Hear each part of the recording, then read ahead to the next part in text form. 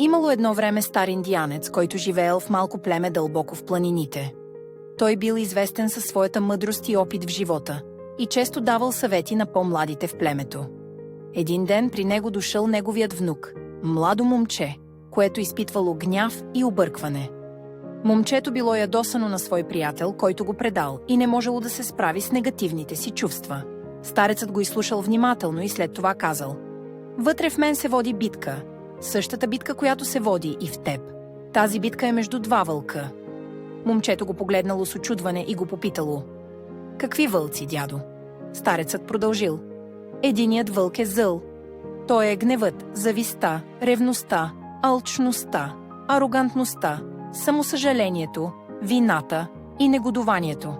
Той е всичко лошо, което изпитваш.“ „А другият вълк?“ попитало момчето. „Другият вълк е добър. Той е радостта, мирът, любовта, надеждата, смирението, добротата, щедростта, истината и състраданието.